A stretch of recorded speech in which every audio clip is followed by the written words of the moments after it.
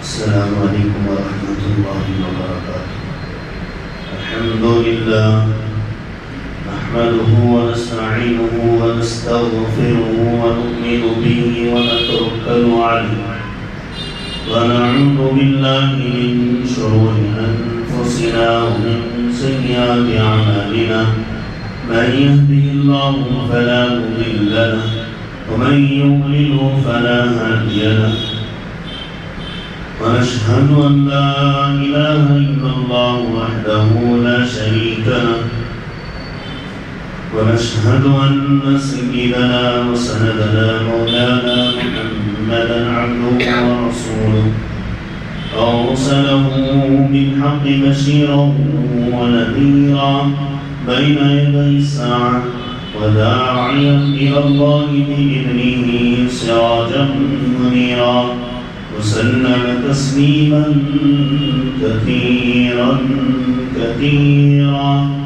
أما بعد فأعوذ بالله من الشيطان الرجيم بسم الله الرحمن الرحيم يا أيها الذين آمنوا استعينوا بالصبر والصلاة إن الله مع الصابرين وقال عز وجل واستعينوا بالصبر والصلاة وإنها لكبيرة إلا على الخاشعين وقال عز وجل وأقيموا الصلاة وآتوا الزكاة وقال عز وجل وأقيموا الصلاة ولا تكونوا من المشركين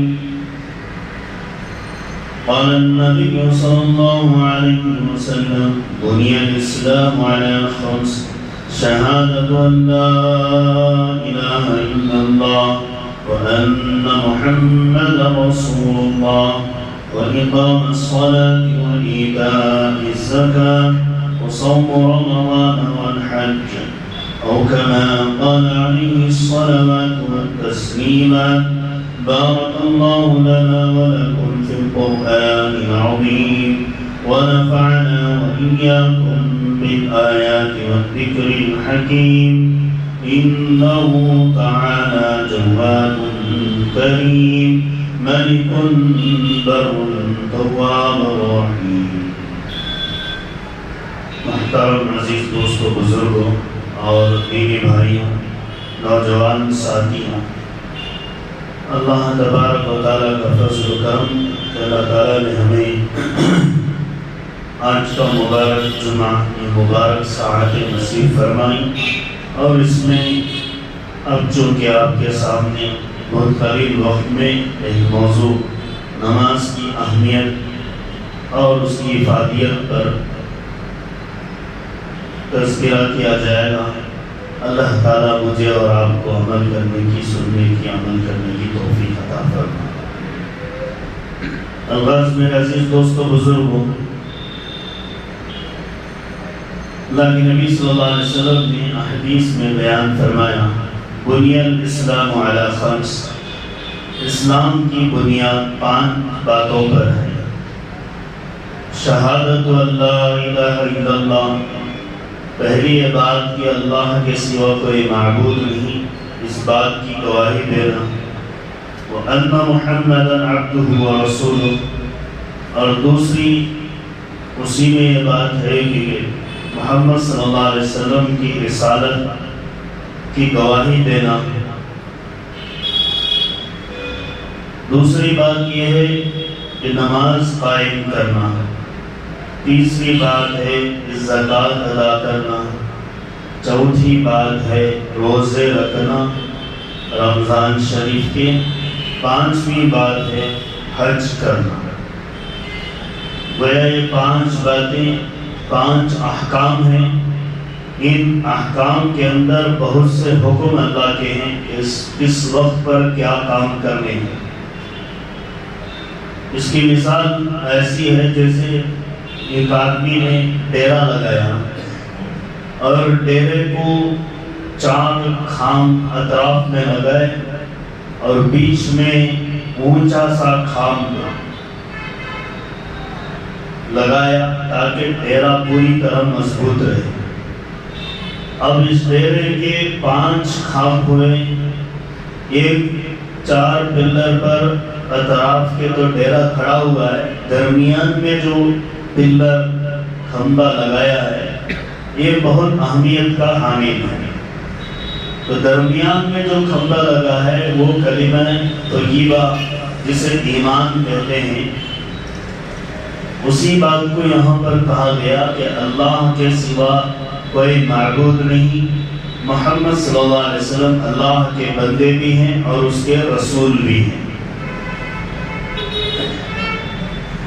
یہ ایمان کا کھمبا ہے جو درمیان میں ہے، اور اطراف میں جو کھمبے لگے ہیں وہ نماز، روزہ، زکوٰۃ، حج ہے کہ اگر اس میں سے کسی ایک کو گرا دیا جائے تو ڈیرا تھوڑا سا ڈھل جاتا ہے، زکوٰۃ چھوڑ دی جائے تو ڈیرا ایک طرف سے ڈھل جاتا ہے، نماز ترک کر دی جائے تو ڈیرا ایک طرف سے ڈھل جاتا ہے، اگر روزے چھوڑ دیے جائیں تو ایک طرف سے ڈیرا ڈھل جاتا ہے، اگر حج کرنا چھوڑ دیں تو ڈیرا ایک طرف سے ڈھل جاتا ہے۔ گویا آدمی ایمان کی حالت میں باقی رہتے ہوئے اللہ کی نافرمانی کرتا ہے۔ نافرمانی کا مطلب نماز کا چھوڑنا، یہ بھی اللہ کی نافرمانی ہے، زکوٰۃ کا نہ دینا اللہ کی نافرمانی ہے، حج کا نہ کرنا اللہ کی نافرمانی ہے، صحت ہونے کے باوجود روزوں کا نہ رکھنا یہ بھی اللہ کی نافرمانی ہے۔ اس میں ایک دوسری بات یہ ہے کہ یہ 5 باتوں پر عقیدہ رکھنا بھی ضروری ہے۔ یہ اسلام کے بنیادی 5 احکام ہیں، ایک ہے عمل اور ایک ہے عقیدہ۔ عمل پر کرنے پر اجر ملتا ہے اور اللہ کا حکم پورا ہوتا ہے، اور اللہ تعالیٰ اس کے بدلے میں بہترین بیش بہا نیکیوں کا اجر دیتے ہیں، اور جتنا اخلاص سے وہ عمل کرتا ہے اتنا زیادہ اللہ کے یہاں سے اجر ملتا ہے۔ واللہ یضاعف لمن یشاء، اللہ بندے کے اخلاص کی بنیاد پر جسے چاہے جتنا چاہے دیتے ہیں۔ دوسری بات ہے عقیدہ۔ عقیدہ یہ ہے کہ یہ 5 اسلام کے بنیادی احکام ہیں۔ اگر کوئی یوں کہے کہ میں مسلمان ہوں مگر نماز کو نہیں مانتا، نماز والا عمل اسلام میں جو ہے میں اس کو نہیں مانتا، اگر اس طرح کوئی کہتا ہے تو وہ اسلام سے نکل جاتا ہے۔ اگر کوئی یوں کہے کہ میں حج کے عمل کو نہیں مانتا تو وہ اسلام سے نکل جاتا ہے۔ اگر کوئی یوں کہے کہ میں زکوٰۃ والے عمل کو نہیں مانتا تو وہ اسلام سے نکل جاتا ہے۔ اگر کوئی یوں کہے کہ میں روزے والے عمل کو نہیں مانتا تو وہ اسلام سے نکل جاتا ہے، یعنی وہ مسلمان ہونے سے نکل جاتا ہے۔ تو معلوم یہ ہوا کہ یہ 5 بنیادی احکام کی 2 شکلیں ہیں، ایک شکل عقیدے کے اعتبار سے ہے اور ایک شکل عمل کے اعتبار سے ہے۔ عقیدے کے اعتبار سے ہر ایک کو چاہے وہ نماز پڑھے یا نہ پڑھے، روزے رکھے یا نہ رکھے، زکوٰۃ ادا کرے یا نہ کرے، حج کرے یا نہ کرے، لیکن عقیدتاً ان 5 احکام کو دل سے اور زبان سے اقرار اور اقرار کرنا پڑے گا، ماننا پڑے گا۔ اگر کوئی آدمی زبان اور دل سے انکار کر دیتا ہے تو وہ ایمان سے باہر ہو جاتا ہے، ایمان سے باہر ہو جاتا ہے، یہاں تک کہ اس کی بیوی بھی اس سے جدا ہو جاتی ہے، یہاں تک کہ اس کی اولاد بھی اس سے نکل جاتی ہے۔ یعنی جو مسلمان کے بچے ہوتے ہیں اگر وہ غیر مسلم ہو جاتا ہے ان احکام کی انکار کی وجہ سے، تب اس کے بچے اس کے نہیں رہتے، اس کی بیوی اس کی نہیں رہتی، اسے وراثت نہیں ملتی، اس کے ماں باپ بھی اس کے نہیں رہتے، اتنی دور تک رشتہ کٹ جاتا ہے۔ صرف مسلمان ہونا یا نہ ہونا نہیں بلکہ سارے جو مسلم رشتے ہوتے ہیں، ایمانی رشتے اور اپنے خاندانی رشتے ہوتے ہیں، وہ بھی ختم ہو جاتے ہیں۔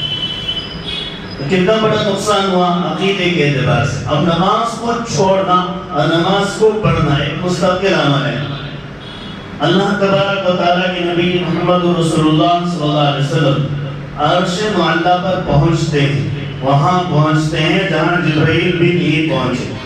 وہاں آپ قدم رنجا ہوتے ہیں جہاں جبرائیل علیہ السلام کو بھی اجازت نہیں ہے. اس سے آگے جو پہنچے گا وہ جل جائے گا. اس سے آگے جو پہنچے گا وہ جل جائے گا. تو اللہ کے نبی صلی اللہ علیہ وسلم کو حضرت جبرائیل امین کہتے ہیں اب آپ جائیں, میرا آنے کا وہاں بس نہیں, طاقت نہیں. اگر میں آؤں گا تو میرے پر جل جائیں گے, میرا جسم جل جائے گا. وہ اللہ کے جلال و جمال کو سہنے کی میرے اندر طاقت نہیں, آپ جائیں.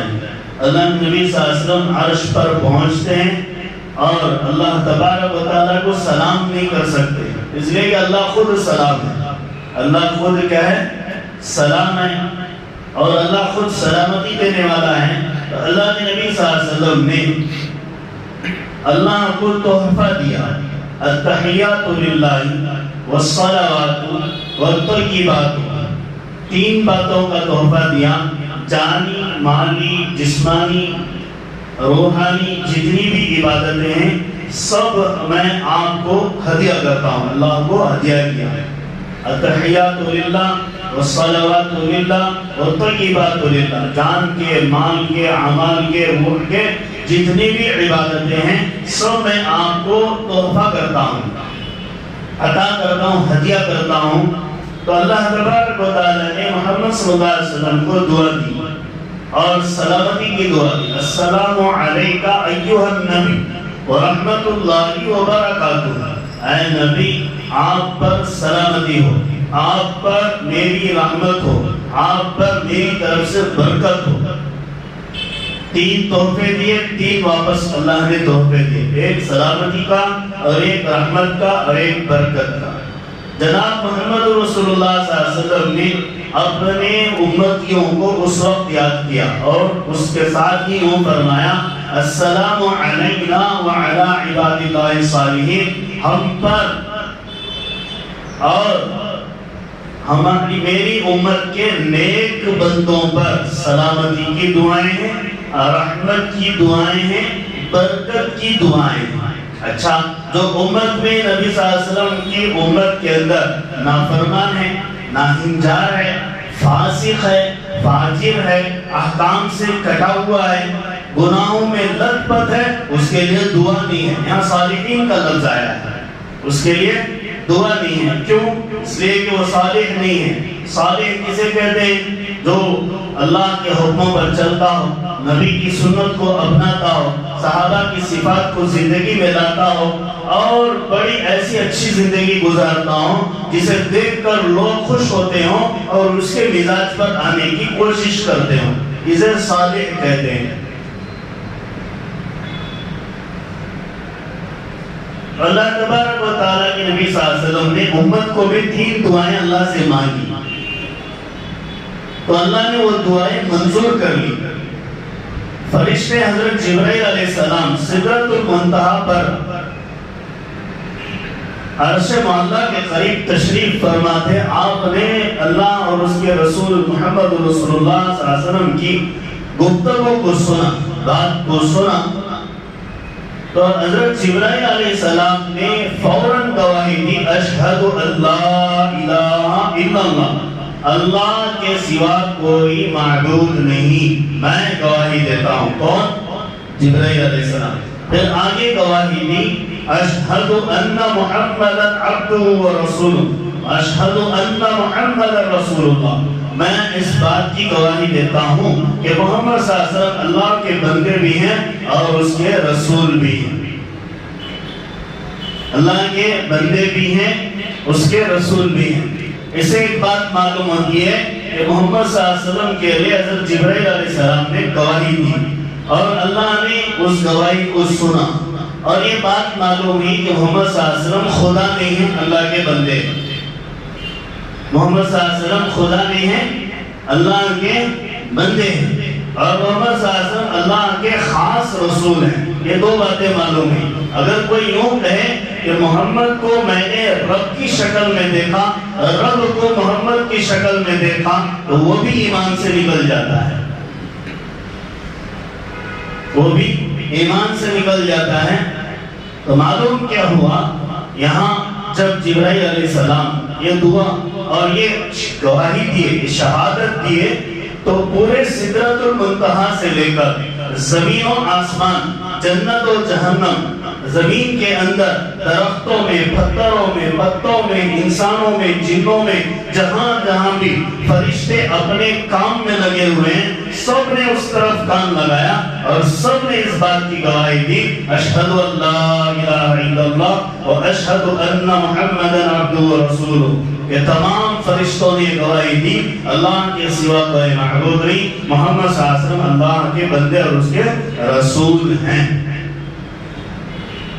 دوسری بات یہ ہے کہ نماز کے اندر اس اتحیات کو پڑھا جاتا ہے، جس کے پڑھنا ضروری ہے. اگر نہیں پڑھے گا تو نماز ختم ہو جائے گی یا سجدہ سہو کرنا پڑے گا. اگر سجدہ سہو بھی چھوڑ دیتا ہے تو نماز ختم ہو جاتی ہے، یعنی فاسد ہو جاتی ہے، قبول نہیں ہوتی ہے، پھینک دی جاتی ہے. تو نماز کی کتنی بڑی اہمیت ہے کہ نماز کے آخر میں کس کی طرف سے انعام ہے؟ اللہ کی طرف سے انعام ہے. کس کی طرف سے دعا ہے؟ اللہ کی طرف سے دعا ہے. کس کی طرف سے سلامتی ہے؟ اللہ کی طرف سے سلامتی ہے. کس کی طرف سے برکت ہے؟ اللہ کی طرف سے برکت ہے. کس کی طرف سے رحمتیں ہیں؟ اللہ کی طرف سے رحمتیں ہیں. اب بندے جب کہ نماز ہی نہیں پڑھتے ہیں، نہ انہیں رحمت ملتی ہے، نہ انہیں برکت ملتی ہے، نہ انہیں سلامتی ملتی ہے. بندے جب نماز ہی نہیں پڑھتے ہیں تو انہیں کیا نہیں ملتا؟ رحمت بھی نہیں ملتی، سلامتی بھی نہیں ملتی، برکت بھی نہیں ملتی. آج حالت بھی وہی ہے. مسلمانوں کی حالت کیا ہے؟ مسلمانوں کی حالت یہ ہے، مسجد کو بنانے کے لیے پیسہ دینے تیار، مسجد میں نماز پڑھنے کے لیے بالکل تیار نہیں. اللہ قرآن میں مسجد کی تعمیر کس اعتبار سے کہتا ہے؟ انما یعمر مساجد اللہ من آمن باللہ واقام الصلاۃ وایتاء الزکاۃ. اللہ کہتا ہے مسجد کو تعمیر کا مطلب یہ ہے کہ مسجد میں نماز پڑھی جائے، نماز کے لیے مسجد قائم رکھی جائے، نماز کے لیے مسجد کو کھلا رکھا جائے. صرف 5 نمازوں کے لیے نہیں، 5 نمازیں فرض مسجد میں باجماعت ادا ہوں گی، لیکن علاوہ ازیں سنن، نوافل، رواتب بھی مسجد ہی میں ادا کی جائیں گی. سنن، نوافل، رواتب کیا ہیں؟ تہجد کی نماز مسجد میں ادا کریں. اگر اپنے گھروں سے حضور صلی اللہ علیہ وسلم کے زمانے میں حضرت عبداللہ ابن ام مکتوم رضی اللہ عنہ کی اذان سے پہلے حضرت بلال رضی اللہ عنہ اذان دیتے تھے. وہ اذان کون سی ہوتی تھی؟ تہجد کی ہوتی تھی. صحابہ اس اذان کو سن کر مسجد نبوی میں آتے تھے. آج بھی وہ اذان مسجد نبوی میں دی جاتی ہے اور مسجد حرام میں دی جاتی ہے. لوگ سن کر تہجد کی نماز کے لیے لپک جاتے ہیں. جسے اللہ توفیق دیتا ہے تہجد کی اذان کے لیے. رواتب میں کیا ہے؟ اشراق کی نماز ہے. رواتب میں کیا ہے؟ چاشت کی نماز ہے. رواتب میں کیا ہے؟ اوابین کی نماز ہے. رواتب میں کیا ہے؟ صلاۃ التوبہ ہے، گناہوں کی معافی کے لیے نماز پڑھنا ہے. لوگ ہاتھ مارتے ہیں اس طرح. یہ توبہ نہیں ہے، یہ تھپڑ ہے. توبہ تو اللہ کے دربار میں کی جاتی ہے، نماز کے ذریعے توبہ کی جاتی ہے. 2 رکعت نماز پڑھیں اور پڑھنے کے بعد اپنے آپ کو اپنے کیے ہوئے گناہ پر شرمندگی کا اظہار کریں اور اپنے گناہ کا اقرار اپنے اللہ کے سامنے کریں اور اس بات کا عزم کریں کہ آئندہ میں یہ گناہ نہیں کروں گا. اے اللہ تو مجھے یہ گناہ جو ہو گیا اس سے آئندہ بچانا. اس طرح کی حرکتیں یا اور اس جیسی حرکتیں مجھ سے نہ ہو. میں تجھ سے دعا کرتا ہوں تو مجھے حفاظت کرنا. یہ دعا بھی کرے اور یہ شرط بھی ہے. 2 رکعت نماز پڑھے، 2 قطرے آنکھ سے گرائے، اللہ گناہ معاف کر دے گا اور دفتر کرامن کاتبین اور لکھنے والے فرشتوں کے دفتر سے مٹا دے گا. کل قیامت کے دن حشر میں وہ اعمال نامے میں پیش نہیں ہوں گے یہ گناہ جس کی توبہ کر دی گئی ہو۔ جو بندہ توبہ کر لیتا ہے گناہوں سے، اس کی مثال ایسی ہے، ایک صحابی ماعز اسلمی رضی اللہ عنہ، ان سے زنا ہو گیا، اللہ کے نبی کے دربار میں ہے اور خود کہا کہ اللہ کے نبی میرے سے بڑی غلطی ہو گئی، میں نے منہ کالا کر لیا۔ اللہ کے نبی نے اعراض کیا، پھر دوبارہ آپ صلی اللہ علیہ وسلم کے سامنے آئے اور انہوں نے اپنے گناہ کا اقرار کیا۔ اللہ کے نبی نے چہرہ موڑ دیا، پھر سامنے آئے، آگے آئے، پیچھے آئے، آخر اللہ کے نبی نے سزا نافذ کر دی کہ ان کو کنکریوں کی برسات کر دو، جس کی وجہ سے حکم لگ گیا، ان پر کنکریاں پھینکی گئی، وہ انتقال ہو گئے۔ کسی ایک صاحب نے یوں کہہ دیا اتنا برا آدمی ہے تو اتنا بڑا کام کر کے انتقال ہو گیا۔ اسی وقت اللہ کے نبی صلی اللہ علیہ وسلم نے صحابہ کو جمع فرما کر کہا دیکھو یہ جو کہہ رہا ہے غلط ہے، بلکہ پورے مدینے والوں کے گناہوں کی بھی توبہ کر دی جائے اور ماعز کی توبہ کو بھی ایک طرف رکھا جائے تو حضرت ماعز کی توبہ کا وزن بڑھ جائے گا، اس لیے کہ اس نے اپنے گناہ کو احساس کیا اور شرم کا احساس کیا اور اقرار بھی کیا اور سزا بھی نافذ کروا لیا، دنیا ہی میں اس کا کھاتا ختم ہو گیا، اب خبر سے اٹھے گا تو پاک صاف شفاف ہوگا۔ آج ایمان والا تو اتنے بڑے ہو ہی نہیں گناہ، نماز والا عمل کہاں ہے؟ بالکل غائب ہے، مفقود ہے، مسجدیں خالی ہیں، بار بار وبائیں آ ہی رہی ہیں، مسلمان گناہوں کو دھوتا نہیں ہے اور اللہ کے عذابت کا سلسلہ جاری ہے، ہمیں احساس تک بھی نہیں ہے۔ نماز میں دوسری چیز کیا ہے؟ نماز میں دوسری چیز جو ہے درود شریف ہے۔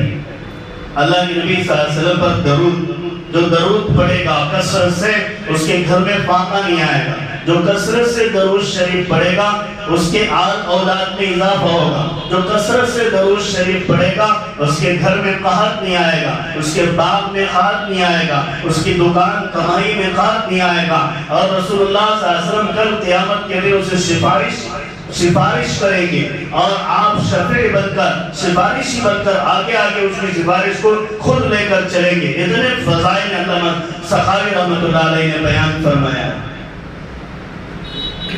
اور جو آدمی بھوکا ہے اگر درود پڑھتا ہے تو اس کی بھوک مٹ جاتی ہے، جو آدمی کو اولاد نہیں ہوتی ہے وہ درود پڑھتا ہے تو اولاد ہو جاتی ہے۔ اتنے سارے فضیلتیں اور سب سے افضل اور اہم درود نماز والا درود ہے جو نماز میں پڑھا جاتا ہے۔ اللہم صلی علی محمد وعلی آل محمد کما صلیت علی ابراہیم وعلی آل ابراہیم انک حمید مجید، اللہم بارک علی محمد وعلی آل محمد کما بارکت علی ابراہیم وعلی آل ابراہیم انک حمید مجید۔ اے اللہ محمد صلی اللہ علیہ وسلم پر رحمتیں نازل ہوں، برکتیں نازل ہوں، جیسا کہ محمد صلی اللہ علیہ وسلم کے دادا پردادا حضرت ابراہیم علیہ السلام پر اور ان کے خاندان پر نازل ہوئے، اس طرح محمد صلی اللہ علیہ وسلم پر بھی اور ان کے خاندان پر بھی برکتیں، رحمتیں، وسعتیں نازل ہوں۔ ایک مرتبہ درود پڑھتے ہیں 10 نیکیاں ملتے ہیں، 10 درجات بلند ہوتے ہیں، 10 گناہ مٹائے جاتے ہیں اور 10 درجے جنت میں بلند کر دیے جاتے ہیں۔ اب نماز میں یہ درود ہے، نماز کے آخر میں دعا ہے، اسے دعائے معصورہ کہتے ہیں، حالانکہ استغفار ہے وہ، اور اپنے گناہ کا اقرار ہے۔ اللہم انی ظلمت نفسی ظلما کثیرا فاغفر لی مغفرۃ من عندک وارحمنی انک انت الغفور الرحیم۔ اے اللہ میں بڑا گنہگار، میں نے اپنے ظلم کر لیا اپنے نفس پر، اپنے گناہ اتنے کیے کہ میں نے اپنے جسم کو تھکا دیا۔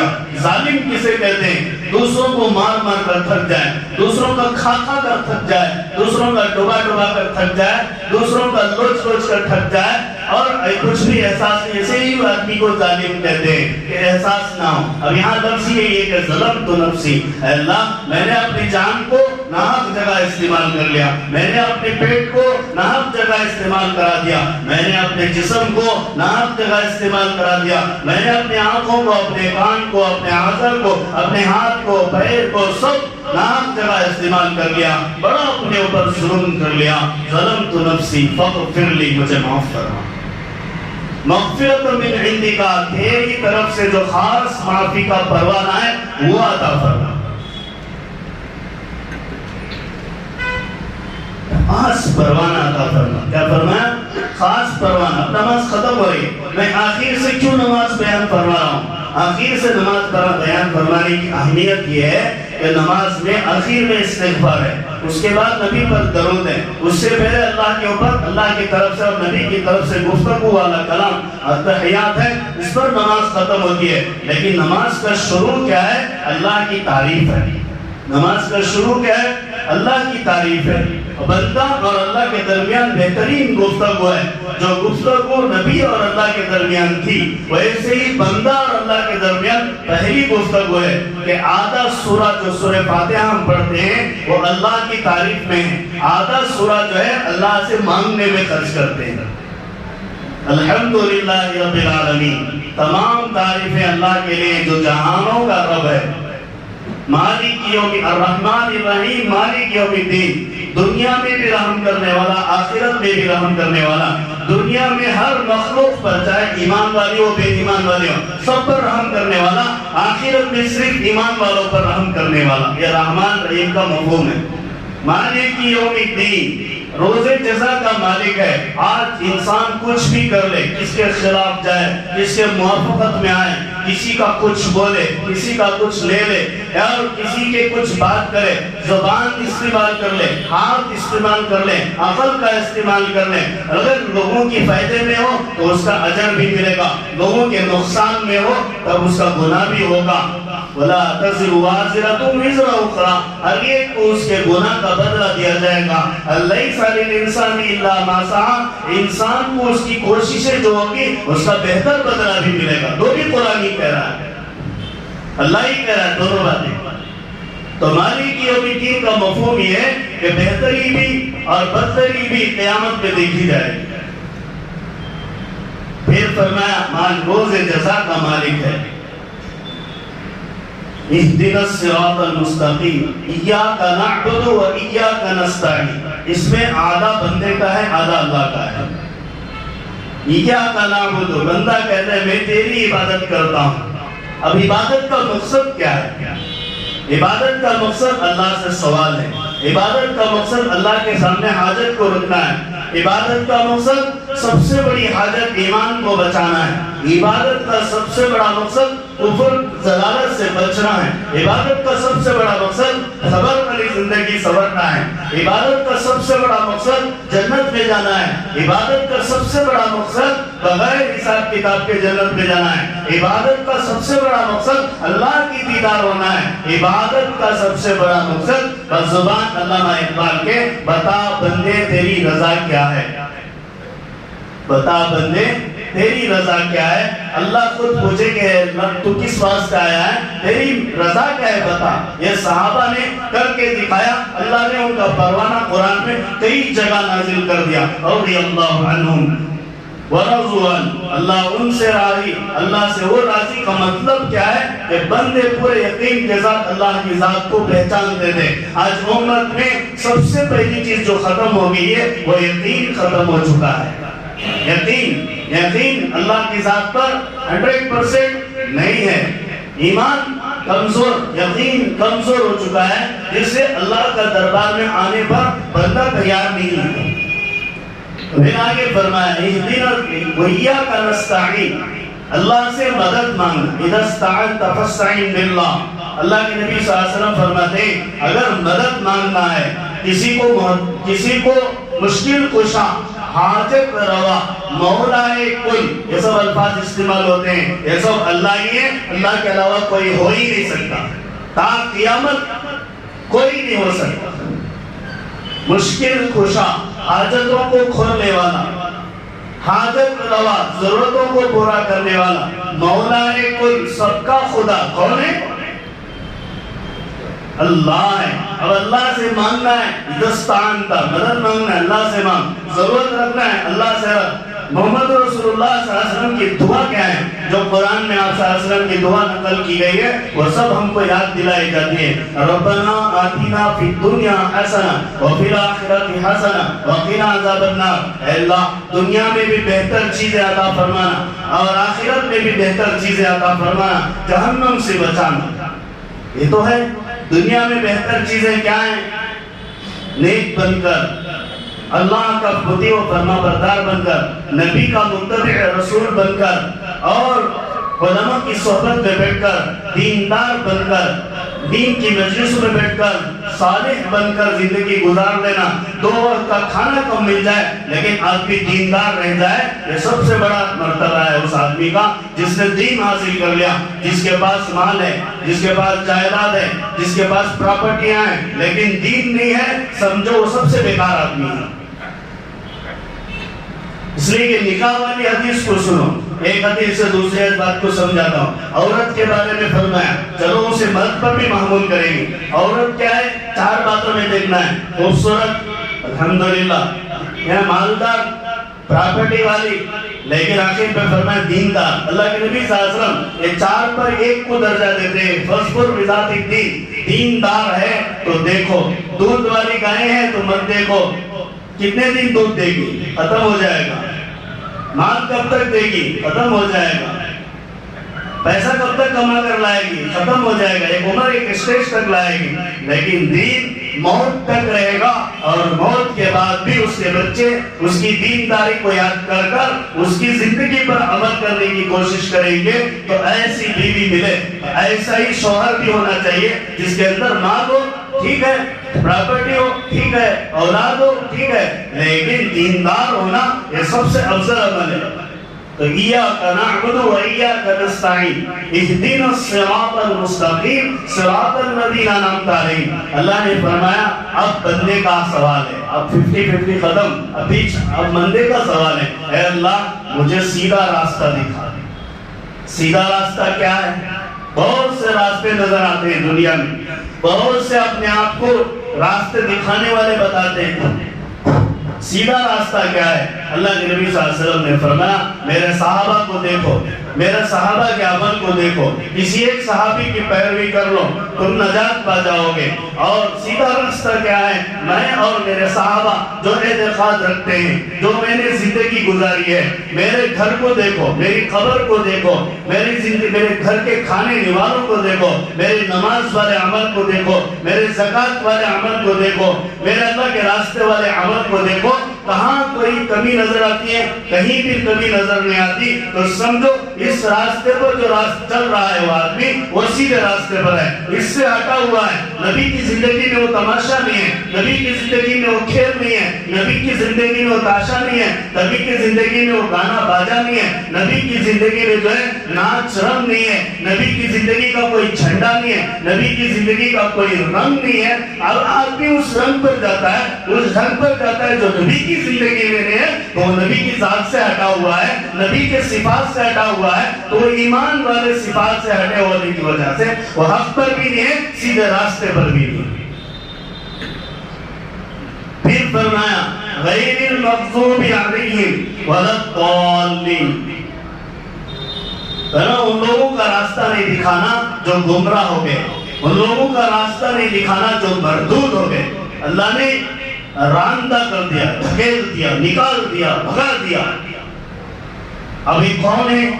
ایک مغضوب ہے جن کو نصارہ کہا گیا، نصرانی، جن سے اللہ ناراض ہو گیا، اور جن کو راندہ کر دیا، اپنے دربار سے بھگا دیا، وہ قوم یہودی ہے۔ اب سمجھو، اب یہ 2 صفات پر جو بھی آتا ہے، چاہے وہ ایمان والا ہو یا بے ایمان ہو، ان کے راستے پر جانے والا بھی وہ سیدھے راستے سے ہٹ جاتا ہے، ان کے راستے پر جانے والا۔ اب بہت سے لوگ کیا کیا مناتے ہیں، نماز پہ کھڑے ہو کر کہتے ہیں اللہ مجھے یہودی اور نصرانی نہیں بنا، پکا مسلمان رکھ۔ گھر میں جا کر برتھ ڈے مناتا ہے، گھر میں جا کر جو ہے پٹاخے جلاتا ہے، گھر میں جا کر جو ہے کسی کی پوجا میں شریک ہونے کی تیار ہو جاتا ہے۔ ارے سیاسی مسئلہ ہے، کہتے ہیں ارے سیاسی مسئلے کے ساتھ تمہارا ایمانی مسئلہ بھی چلے جاتا ہے، تمہاری بیوی بھی حرام ہو جاتی ہے، تمہاری ماں بھی حرام ہو جاتی ہے، تمہاری اولاد بھی نکل جاتی ہے، تمہارا سارا اسلامی رشتہ ختم ہو جاتا ہے۔ حدیث میں آتا ہے ایمان والا بے ایمان والے کی وراثت میں شامل نہیں ہو سکتا،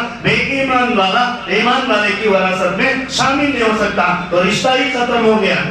زندگی ہی ختم ہو گئی. حدیث میں آتا ہے اللہ کے نبی صلی اللہ علیہ وسلم نے فرمایا, ابن مردویہ کی روایت ہے, لوگ میاں بیوی رہتے ہیں لیکن زنا کرتے ہیں, میاں بیوی رہتے ہیں گناہ کرتے ہیں. ارے ایسے کیسے؟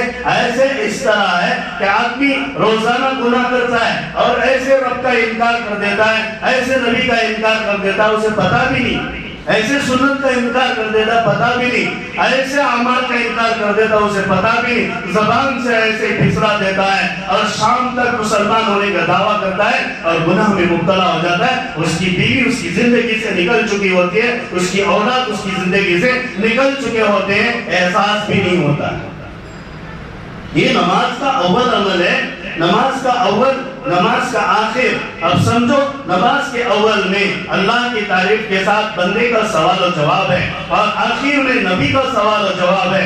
بندے کا سوال و جواب میں کیا ہے؟ اے اللہ مجھے سیدھا راستہ دکھا. نبی کے سوال و جواب میں کیا ہے؟ اے اللہ میرے نیک امتی جو ہیں وہی سیدھے راستے پر ہوتے ہیں, اس لیے ان کے راستے پر چلانے والا بنا. یہ جوڑ سمجھ میں بات, جوڑ سمجھ میں آئے. نماز کے شروع میں کیا ہے؟ سیدھا راستہ دکھا. بندے نے سوال کیا, اب سیدھا راستہ کہاں ہے؟ نماز کے ختم میں نبی نے اللہ کو ہدیہ دیا, ہدیے میں اللہ نے جواب میں کہا نبی تم پر رحمت, تم پر سلامتی, تم پر برکت. اللہ نے کہا, اللہ کے نبی نے کہا نہیں اللہ میرے نیک بندوں کے لیے, تیرے نیک بندے, میرے نیک امتی, تیرے نیک بندے میرے نیک امتی پر بھی سلامتی ہو, برکت ہو, رحمت ہو. اس کا مطلب کیا ہے؟ جو میرے راستے پر آئے گا وہ سلامتی سے رہے گا, جو میرے راستے پر رہے گا وہ برکتیں حاصل کرے گا, جو میرے راستے پر چلے گا اسے رحمتیں بھی ملے گی. اور مسجد میں آتا ہے, دعا پڑھ کے آتا ہے, اللہم افتح لی ابواب رحمتک, اللہ مجھے رحمت کے دروازے کھول. مسجد میں رحمت کا سوال ہوتا ہے, مسجد سے باہر جاتا ہے, اللہم انی اسألک من فضلک, اے اللہ میں پوری معاش میں بہتر جو چیزیں ہیں وہ تجھ سے مانگتا ہوں, فرسٹ کوالٹی کی چیزیں میں تجھ سے مانگتا ہوں. جو بندہ آتا ہی نہیں اسے رحمت بھی نہیں, اسے فرسٹ کوالٹی بھی نہیں.